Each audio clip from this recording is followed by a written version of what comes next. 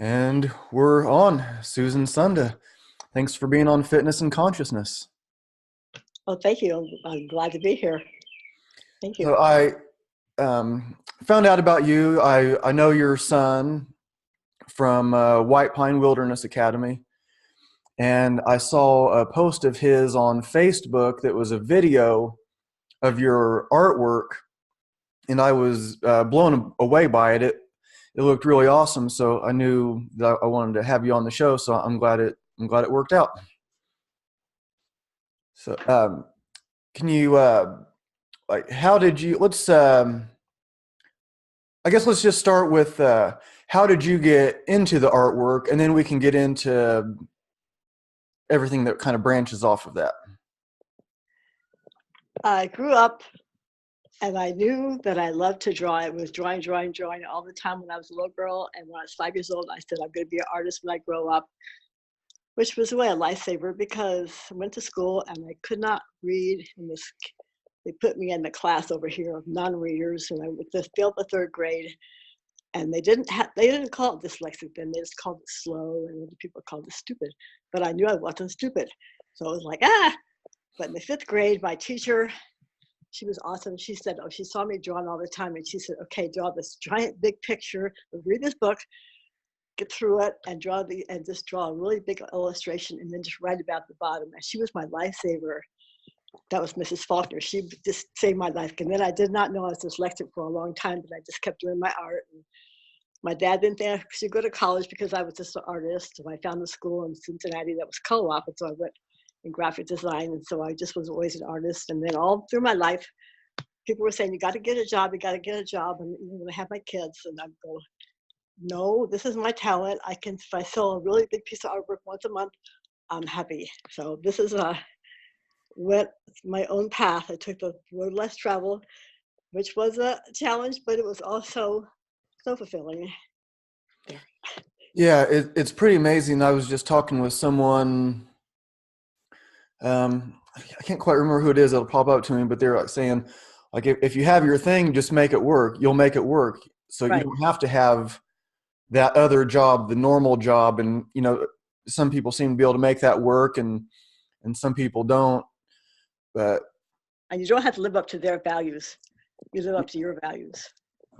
Not a competition. Yeah, I like that. Like Bruce Lee said something like that. He's like, I'm not here to please you, and you're not here to please me. So he was, that's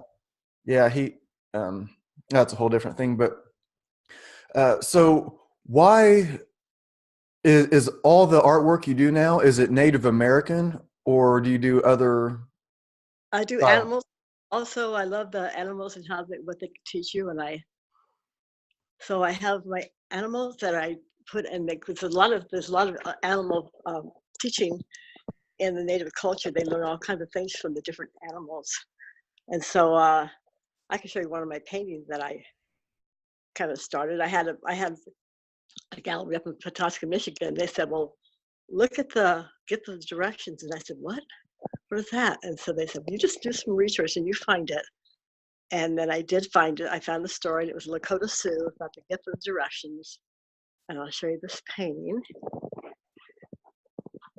And for those of you who are just listening, she's going to tell the stories behind them. But the video will be on YouTube. It's the Fitness and Consciousness YouTube channel. And you can also find it on Patreon. And if for some reason you can't find it there, you can go to the Fitness and Consciousness Facebook page and find it there. So it should be easy enough. So this is a painting of a girl, and it's all the aspects or all the different qualities that the Indian would like to have in their lives are given to them by women. And when you're born, you're given. It was the white-haired wolf woman. If I can get the wolf up there or not. Can I get the wolf up there? A little to the left. Oh, sorry. I'm dyslexic, so that's kind of hard. I can see the dragonfly, can see the nose, eyes. Anyway, the wolf is trust and innocence. And so you're born with trust and innocence, but you cannot go, I'm reading in a book and it says you cannot go through life with just trust and innocence because people will take advantage of you and go, yo, yes, Hmm. because that's what happens to artists sometimes. But you need to get the wisdom of the buffalo. So the black-haired buffalo woman brings the wisdom. Did I do the buffalo? Maybe scoot it back a little bit, Okay. a little bit more, a little bit more. Yeah, that looks really cool. Yeah, I can see. I can. Black-haired buffalo woman brings them judgment and wisdom. And the white-haired buffalo, that's why it's so important in the culture, the Indian culture, the Native American culture, because that's spiritual wisdom. But you are here on earth and you're not like anybody else. And so you want the introspection of the black bear. So it's a black-haired bear woman. And before you go through this whole life, you want the yellow-haired elk woman who gives you love and illumination. And that's the gift of direction in the Lakota Sioux. And that's my illustration. So I Yeah, love that's that. amazing. This one here is Spirit Seeker.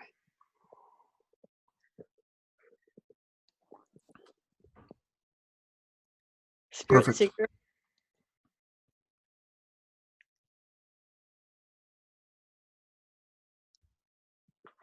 And this one here, I was just hiking with friends and we saw a really cool animal up the street, a guardian spirit. Said, oh my gosh, look at that.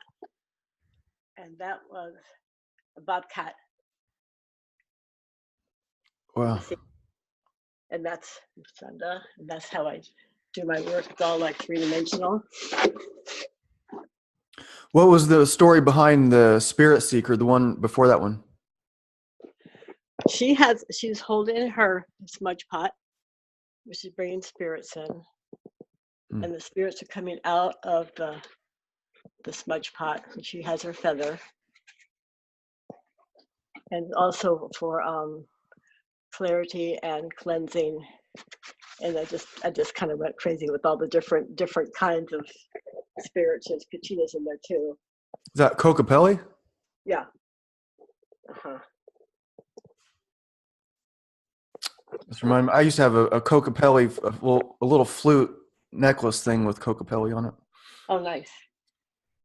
So that's just that. And then this is one over here is Mother's Song. And I just read about the Lakota Sioux, when the babies are born, they take the umbilical cord and they put it into a beaded pouch, and they put in there the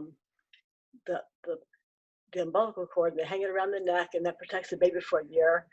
And there's like little frogs, which is transformation, and turtles, which are protection, so it protects the baby. Where's the camera? We can see it. Okay.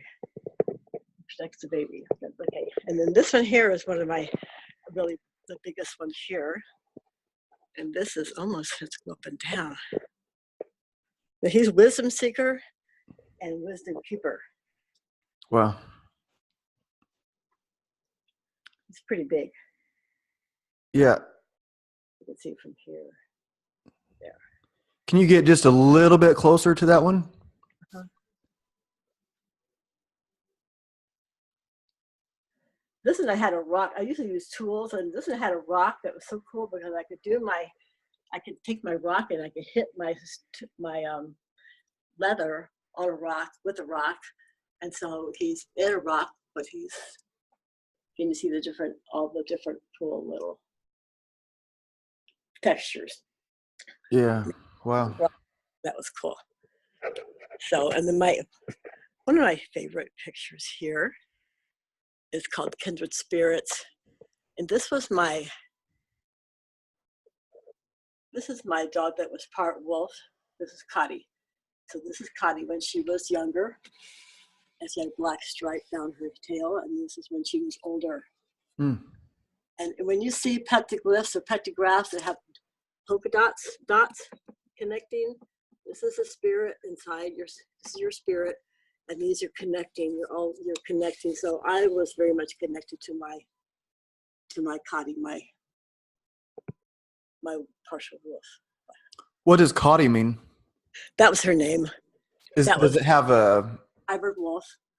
She was part Latvian Malamute, and I had to teach her that I was alpha because that's one thing that when there's a beta, there's a omega, which is the lower. They like to know where they are in the pack, then they're comfortable. Even with your dog, because you are a pack when you have a dog, that you want to be alpha. You don't want them to be the boss. And the beta is right behind the alpha, and they're always trying to. Is this today I could be alpha? No. So, like feed my dog, I had to, put the food in the dog food put the food in my hand and feed her. And so I just didn't pour food down, and I'd lay on top of her and make sure she didn't try to get out. I just kind of bite her neck sometime, which is kind of furry, but it worked. So that I was in the inner city of Indianapolis in my little Honda hatchback, and I could go visit my friends in the inner city, and I could go to any neighborhood I wanted to, and I felt safe. Mm. And my friends would say, "Oh, don't forget to bring your dog." So that was really cool. That's a bad note. That's why I had her, because I felt really safe in my house, in my 100-year-old house in the inner city of Indianapolis. So it was very cool, and I could go on hikes and stuff and not have any fear. That was nice. Yeah, we found out that when we talked the other day that you're talking about the house on Washington Boulevard. Right. Yeah. Yeah, we found out that we were pretty much neighbors at, Yeah. maybe some years apart, but And then right next door. yeah. That's true. Yeah, I had an Alaskan Malamute too, but I think he was the alpha. I'm pretty sure I'm pretty sure he was the boss. He Yeah. seemed to do whatever he wanted to, and They like to be alpha. The his betas name were was trying to be alpha. So yeah. yeah, his name was Freedom Spirit, Oh, and nice. so it's like when I had him, I didn't want him to do a bunch of like tricks and stuff. I wanted him to just be a dog. Oh Like, yeah. I'm a human. He's a dog. He's not there to do tricks for me, like lay down, roll over. And so I wanted him to be kind of as wild as he could be. And, but also, I mean, he was nice. Like he wouldn't really bite people or anything, but it was, it was an interesting way of raising a dog. Well, I do Airbnb, and someone brought a dog in to exchange a dog, and it was a Labradoodle, and they were sending it to people, this young couple, IT people in California. And he sat outside in the summertime, and he went through like 30 different commands, and just didn't say good dog. He just gave them little pieces of food, little street things. And I was like, oh no, this is their pet. What are you doing? And so I said, let's go for a walk. And so I was trying to get her to walk.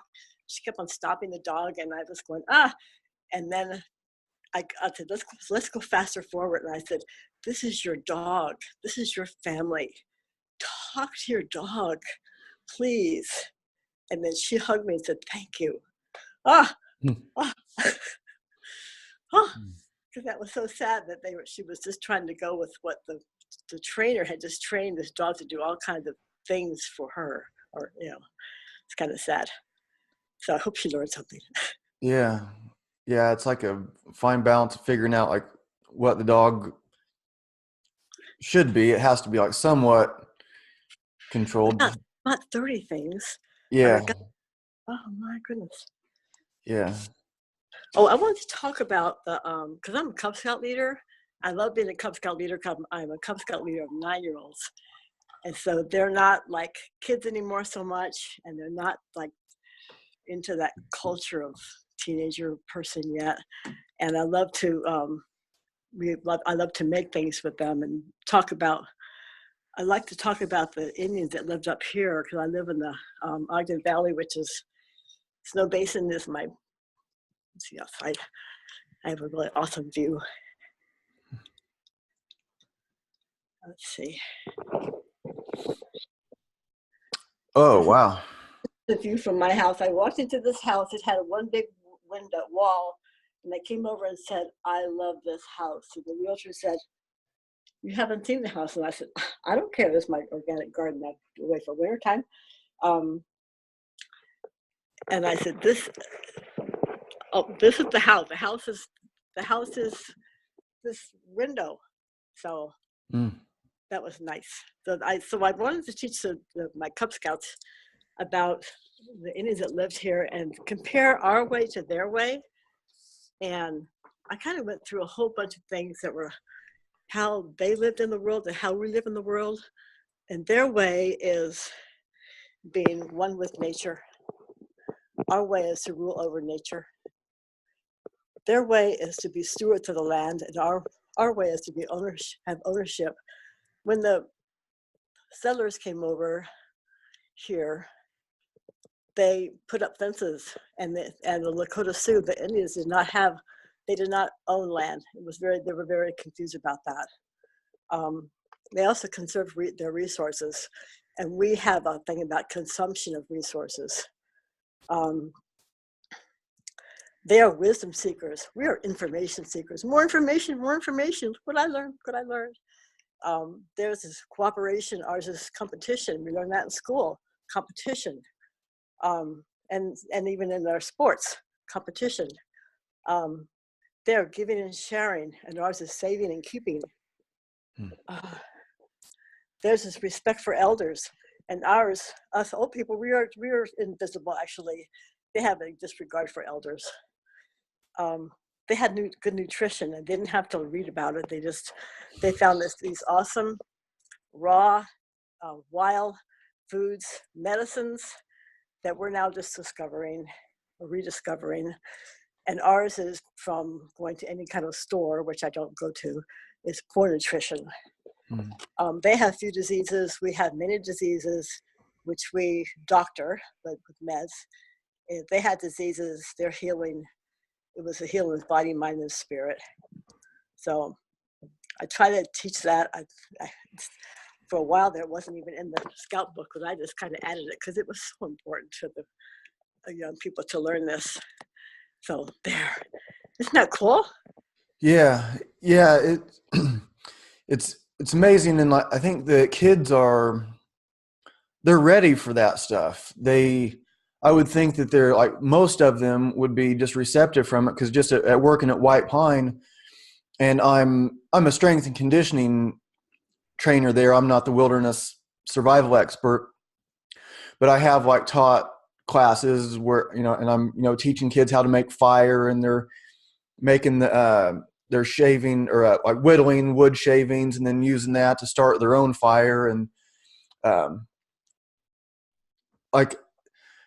and then so they might be like 7 years old, 8 years old, 9 years old. They're using a knife with a 4 or 5 inch blade or whatever it is, and then they're making a fire with the flint striker. And so these are like little kids. And then I have like I do a few different things. But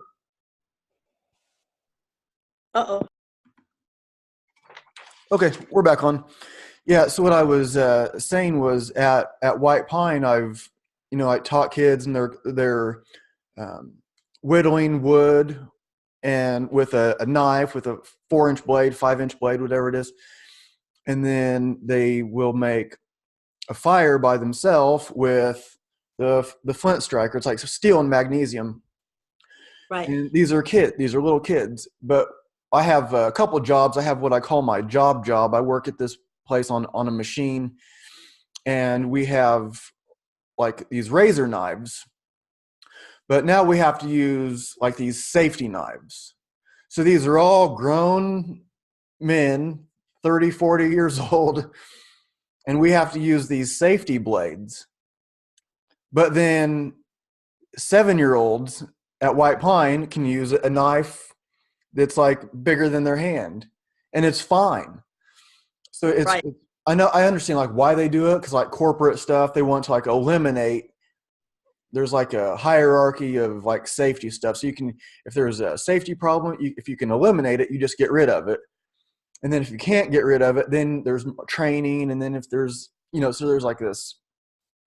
But I guess people in like other parts of the business were cutting themselves with the razor knives, and so now everybody has to use a safety blade, and they don't work as well. And it's like there's this. So then I would imagine. So getting back to like you're teaching these Cub Scouts or Boy Scouts these different things, you find that they're like it's just kind of like in their DNA. Because that's what I found like at White Pine. This stuff is just like in their DNA to do this. They can focus on it, and like some of the parents have said, like when we had uh, our tent at the Earth Day thing at the Jewish Community Center. Uh-huh. There was I was teaching fire, and all day long I was surrounded by kids, Oh just like yeah. one after another making fire.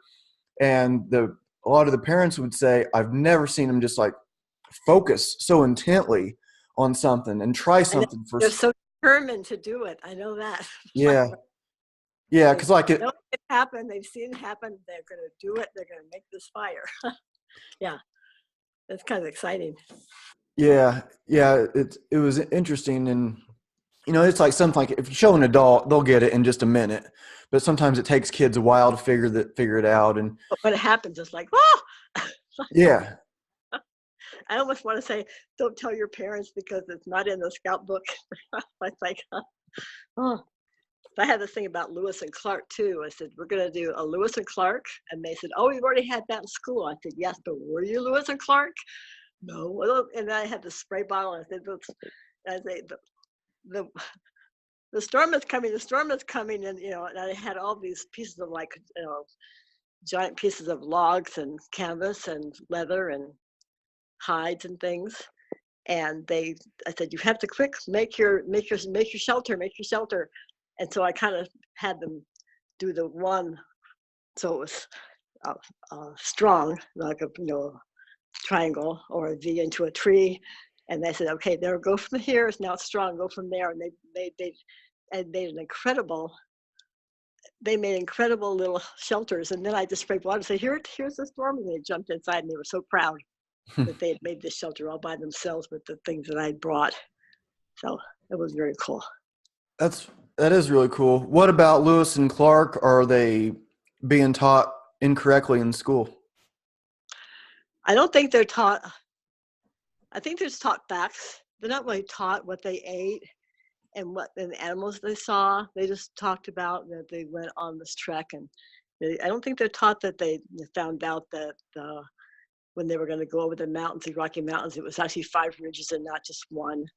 But there were all kinds of things that I would talk about, how they thought they could wear their uniforms all the way through, and then they realized they had to actually learn from the Native Americans how to make moccasins and how to make shirt out of the hides. So it was kind of cool because they kind of became those people. And that was neat. Yeah, they kind of became like the natives. Right. That's yeah. And that's what I like to make them be, or not make them, but see that they can use their brains to actually decide how they're going to get through these challenges, because they're gonna, and I don't think that the kids know as much about challenges now in life that everybody has. I think they're given too much good stuff in them when they're younger, and they don't really understand about everybody has challenges. Everybody. So Yeah, I guess there's this I like think uh, there's too much stuff. That's what I see anyway. So the guys around me. yeah. What do you? I guess there's like this fine line because like a lot of uh, like they have like there's a saying like um, your grandparents were warriors, so your parents could be farmers, so you can be an artist. Uh, and I think there's like this thing where we want our kids to have better than what we had, and we have like this pressure or guilt, and for maybe there's some good reason to have like the kids like keep them away from all these dangers and all these bad things, and but it seems like you see the value of showing that um like it's the difficulties really are what make you stronger and what like give you character. And Right. So I went for a hike and I said, okay, you guys can take off your shoes. And going, oh, we can't take off our shoes. It was in the woods and it was nice, but they were so used to wearing your shoes. So they were walking along and they slowly started taking their shoes off and realizing that the path was beaten down and it was in the fall, so there were lots of leaves. And then another person walked by and they said, and then the mother explained to the daughter, oh, it's probably because they got their shoes wet. That's why they took their feet shoes off. But then I was talking to them about grounding and how important that is, that we're not, we're just not connected to the earth anymore. And I still go barefoot all the time, much as I can. Yeah, and you were saying like before we started recording, you said you're 76 Yeah, uh-huh. and you're on zero prescriptions. I don't have any medications. I just eat good food. I have an organic garden. So, and I started doing this when Michael was in, he was in Montessori, and I looked at the other people and the food they were bringing their children. I'm going, okay, what is that? That's tempeh. What's that? Tofu and the different things that were like. And I just started doing research about eating better and eating well, and my whole life changed. So my kids all grew up eating really good diets too, which is nice, and they're pretty healthy. Nice. It's a much better way to go, to be real in the world and to be not dependent on the boxed things, that the convenience foods and the restaurants, which is crazy. Yeah, and you're mostly vegan too, right? You said like I, sometimes you'll eat eggs in the winter, but I'm mostly vegan. That's just because I learned about how, in the fifth grade, I learned about how the animals were treated in the slaughterhouse, because my fifth grade teacher, that was her summer job. And that was the end of that. And that was that was okay. That was good. They did not bite me on it, which was nice. I grew up in the woods, climbing trees and making tree forts, and that's probably why I like to be my Cub Scout leader. yeah, there's something about climbing trees. I climb trees still, and I did a little video. I climbed. There's these pines right across the street from White Pine Wilderness Academy, and it's real easy to climb real high. And so I went up there the other day and just like sit. I was sitting up there for about 45 minutes or so, and I could hear the like church bells from Butler, like it like plays kind of like a song kind of. Right. And so I like took a video of it, and you can hear the church bells on the and then like so I did that like pretty much like as soon as I got up there I heard it, and then I just like put the phone away and I was just sat up there for about 45 minutes, and there it's like there's always like some kind of like lesson, because I go on, I used to call them like these like mini like vision quests. Like if I was trying to like figure something out, then I would just like go out in the woods, and then I would see something. It could be like how these two branches are together, or something, and then there'd be like some kind of like instant download of a ton of information, like, oh, that okay, that's why I came here to see this. And then but it's just like this instant, like somebody gives you a book. Okay, well, you might be like, oh, this looks like a really cool book, but then you got to like read the book, and it takes a long time to like read the book. So that's kind of how these things work for me. So when you're like going out now, do you, like you saw like the mountain in the background, you're talking about like walking around barefoot, do you like get like these kind of like lessons still from like going out these ways and like being barefoot? And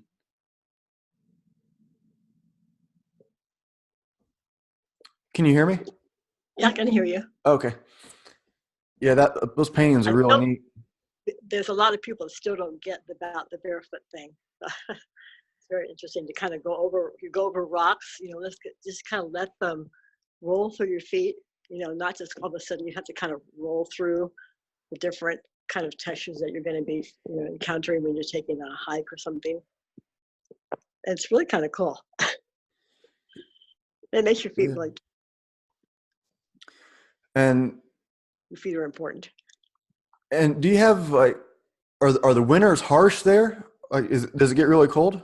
It gets really cold. It's surprisingly, it's not been. It's only up in the mountains a little bit of snow. But once it starts snowing, which is going to be probably next week, and it stays snowy all winter, but it doesn't really go below 0. So it gets cold. It gets cold and stays until the March. So it's very short. It's a long winter, longer than in Indiana. Yeah.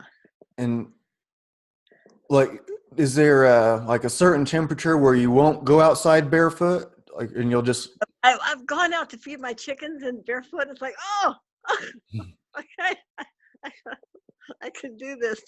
Okay, run back. Because my chickens are about 100 foot away. They're not like really close. Mm-hmm. But that's, yeah, that's, Michael's going to be going to something up in Minnesota that's going to be about fire and ice, all about, it's going to be into the water, in the freezing water, and then hot saunas. So that'll be interesting. Aren't you going with him to that? I am. I'm going to be his transliterator. He can read my lips. It's like magic.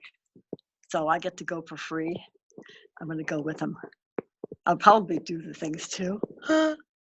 Yeah, it looked really cool. He sent me something about him going to it, and it looked really, really interesting. So you were saying that you can you like explain like what was going on with his hearing, and then you said how you taught him how to talk.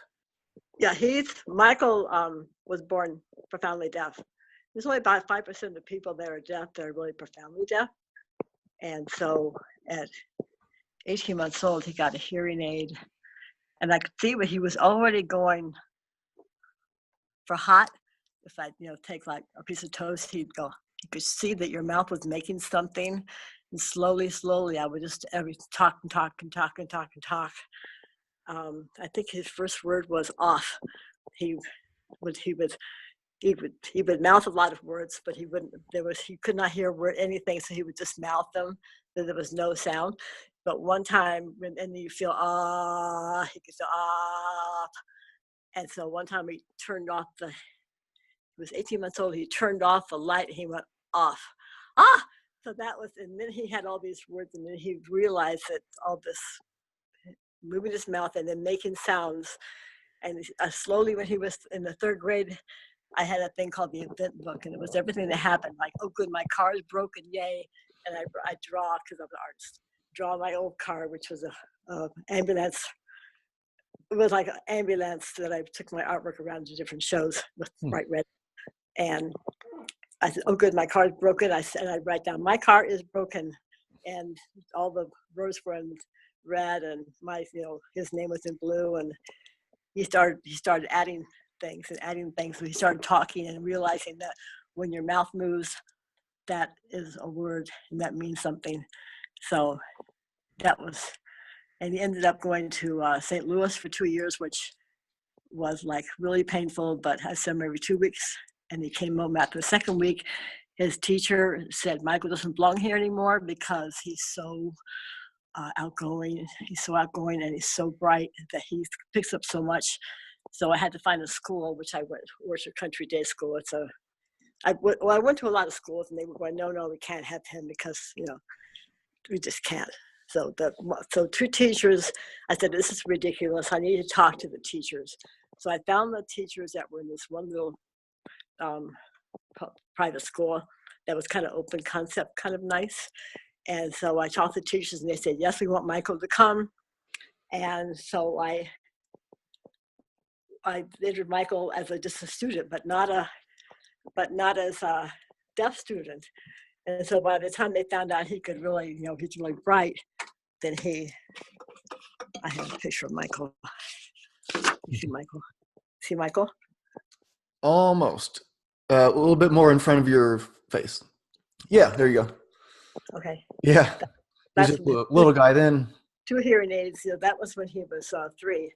So he So he came back to school, and he came back to a regular school, and he had a tutor, and he went to a regular junior high, which was kind of wild because he was kind of caught in the busing, so he was sent out west to a lot of kids that didn't understand him for junior high, but then he went to Jesuit high school, and then he also ended up in Purdue in engineering, and now he's a biomedical engineer and Oh. voyager and Earth person. So Yeah, I didn't know he was a biomedical engineer. I had no idea. I know he does a lot of um, like wild food gathering that's and what he does. That's his real world. His making money world is a biomedical engineer. So with wow. Eli, well, not Eli Lilly, but what's it called? Anyway, they make hospital equipment. Like Roche or something? No, Hillrom. Okay. Yeah, that's a Wow. hospital equipment. So he's always testing out new equipment for them.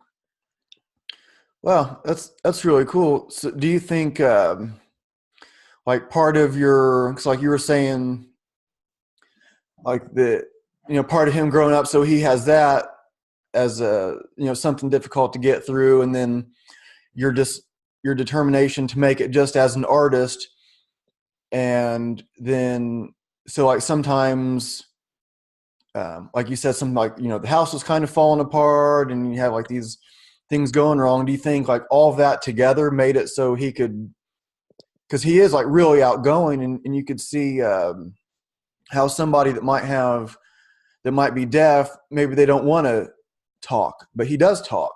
He is They know outgoing.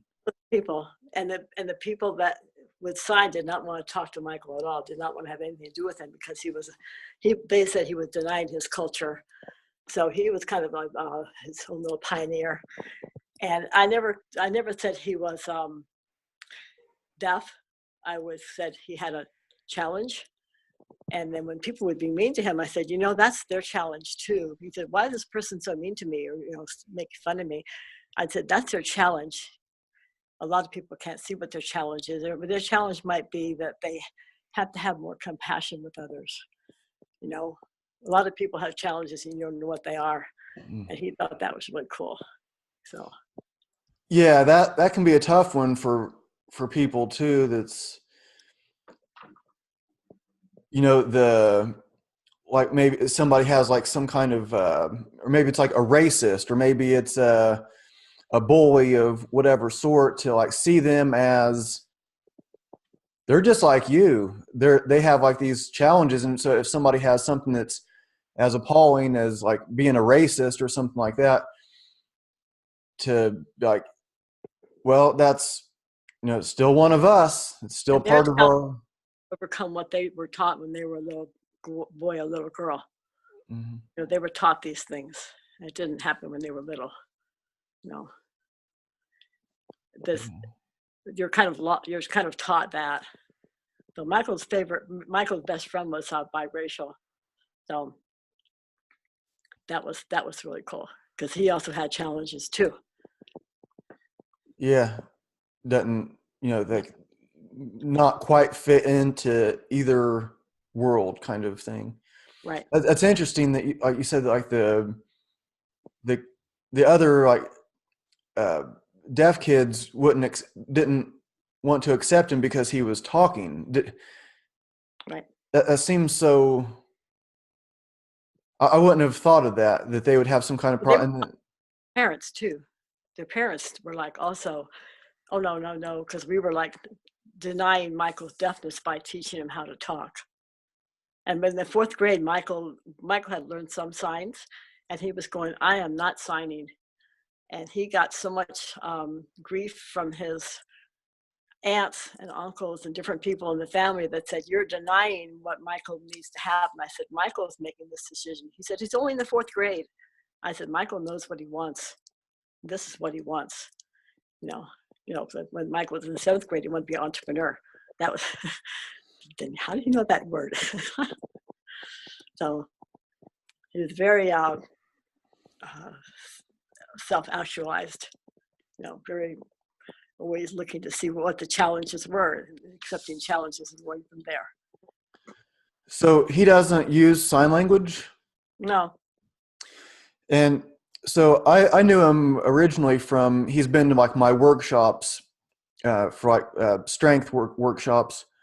And Matt Scholl, the owner of White Pine, I know that he went as his translator to a Rafe Kelly workshop. He's like a movement guy. I don't know if you know who he is, but Matt was telling me about it. I was like, "Oh, you speak sign language?" And Matt was like, "No." He's like, "He just reads lips." And I was like, "Okay, that's cool." But I didn't know that he did not know sign language. And when like Kristen would come as his interpreter to my workshops, Mm-hmm. I knew that he was just like watching her speak after I would say something, and then she would be talking to him. And Right. I didn't realize that maybe she was not doing sign language also, or I guess it didn't click. But that was, why was he so adamant about not learning that also? That wasn't his friends. He was around people that were talking. So I went to deaf school. I took him to deaf school when he was 3, and it's about 2 miles from my house. And he went through a whole book, 3 whole books of lip reading, and the only word that he didn't know was skirt. And I said, "That's because I don't wear one. I'm always on the floor with Michael with my pants on. I didn't really wear a skirt." So he didn't even know that word. So he said, Michael doesn't belong here. And I said, "Well, where does he belong?" He said, "Well, there's a school in St. Louis that he can go to." So that was kind of painful, and that was really hard. And I finally ended up talking to people that had sent their kids there. And they said that was the best thing that they'd ever done. They came home every 2 weeks on the airplane, and Michael was only there for 2 years. And then his teacher said, "Michael doesn't belong here. He's ready to go to a regular school." So I did find a tutor, and I found a school that was like really wanted to have Michael. So that was awesome. Yeah. Yay. That's really cool. So there's lip reading books. There's books that teach you how to lip read. I mean, I guess that makes sense. There's books on everything, but I never. I don't know about lip reading. There's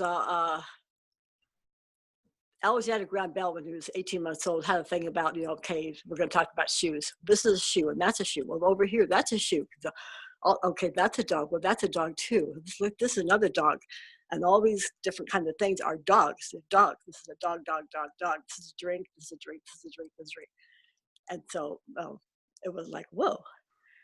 It just slowly but surely. And he was gathering all these words. And so when he said the word off, then everything just kind of went crazy. And then I also taught him how to have fun with the language. And so if something happened, I said, "Oh, the gorilla." And I'd act like a gorilla and show him a gorilla. The gorilla did it. So then when something happened and Michael did something naughty, he said, "Oh, the gorilla, the gorilla." He did it. When he went to school in St. Louis, I said, "Michael has a sense of humor, and so please don't squash that sense of humor, because he likes to have fun with words too." So that was cool. It was a good choice. It was a group of nuns. So Sister Julie was the one that said Michael doesn't belong here anymore after a second year there. He came home in the summer. So. Wow, And I did those event books, to everything that's happened. I write about it, or just talk about the days of the week. And I still didn't know the days of the week yet. Oh my gosh, there's things you just take for granted that the kids pick up. mm. I don't think he knows about that yet. Whoa, huh. So. Wow. Yeah, that's really amazing. Since I've been doing the podcast, and which I started in February, I've been really digging into like how communication works. And I was thinking like with like relationships. So if you have like a husband, a wife, a friend, and you're talking to this person, and it seems like they're not getting it. They know all the words that you're saying, but it seems like for some reason they don't understand what you mean. Like their response doesn't make sense to you. like or It's from their world. It's from their history. That's why yeah. So when words mean something else to them. This saying their word would mean something else to you. In their body language, also, in engaging. so when you found that uh so I guess I mean, just because it happens with everybody else, I would imagine that this happens with Michael too. Like you're are do you find that you're trying to tell him something, and maybe he knows all the words that you're saying, but or that maybe he's like missing something here and there, and then do you think there's more miscommunication, or do you think he just pretty much gets it, or that there's even maybe even more understanding because he's looking at you just as much as he's, I mean, maybe not listening, like I guess just I don't know how to ask the question exactly, but like, is there a lot of miscommunication, or do you think he? Um, Not really. I think we're both pretty much real when we talk, and so we don't use as many words as much, and we make sure the other person understands what we're saying. So, Hmm, and he's looking at your whole face when you're talking. You can't just look at your mouth. And he really has trouble when people have mustaches because then a lot of times they've covered up their mouth. So, hmm, and I don't read it all. I mean, if I knew you were going to say "I love you" and you said I would know what you said, but otherwise, hmm. it's it's a gift. He just has a gift. So Yeah, that's pretty amazing, really,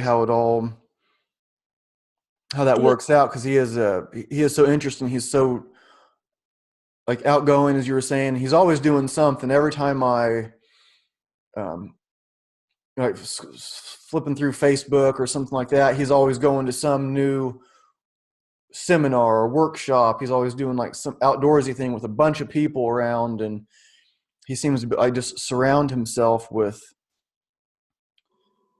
um, people that like really understand and that are like trying to. he's very outgoing. He always has been. So that's kind of awesome. Yeah. Yeah, yeah, very cool. Well, I'm about out of questions for you. I could kind of like dig into this stuff for a long time. Is there anything else that you're wanting to talk about before we? I have to say really fast. I was a physical, being very physical is very important to me. And I was on a women's rowing team for 20 years, actually competitive rowing team for 20 years. I still have a shell, which I row on the lake, a little shell.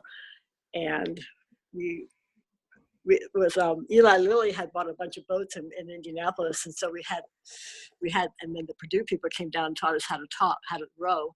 And then we had a coach come down that was from Philadelphia. So we went to all kinds of rowing things. And my daughter's now, I got Michael into the boat. He was like, this is not fun. Because he couldn't hear, know when to stop and when to go. But my daughter's now doing it right now. And she's fell in love with it. And she's in northern Michigan. She's trying to get me to move up there. But I love it here. And I think that's all. Yeah, So, yeah, that's yeah. I have a niece that she was into competitive rowing and like at Eagle Creek Park. She was yeah, from Ohio, but they traveled all over. we actually started the club. And we were working on it. We went to meetings and they said, okay, you're at the meeting, so you're going to be doing more than just rowing. You're going to actually be putting the club together.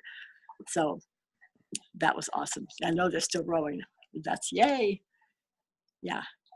Yeah, And it's awesome to be out in the woods and row instead of being, in a city. It's much different. You can go early in the morning and see all kinds of animals and things and hmm, beavers scurrying around and egrets and eagles and things. It's very cool. yeah, yeah. That's really cool. So, how can if people want to check out more of your art and or buy it, how do they get a hold of you? How do they find it? Ah, I'm just starting an Instagram thing right now, and I have to get more savvy with that. So I have Instagram, and it's under Sunda, Sunda. Otherwise, I have my Facebook, which is Susan Sunda Martian, but I'm changing my last name.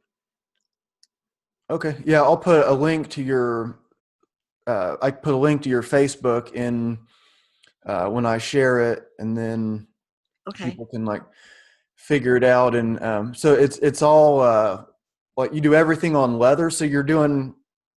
I have to work with my hands. I started doing painting, but it was like, then I discovered leather, and I just started tooling. And I did a whole series of Shakespeare many years ago. And that was really cool. But I have to work with my hands, so that's why I do the leather. Yeah. So it's you're using tools to like shape the Lots leather like to. of tooling it, like you would tool a saddle, but no, it's totally different. And then I mold it, and then I glue it onto a board because it's got 3 dimension to it. And then that's my canvas, and I paint with the oils. Yeah.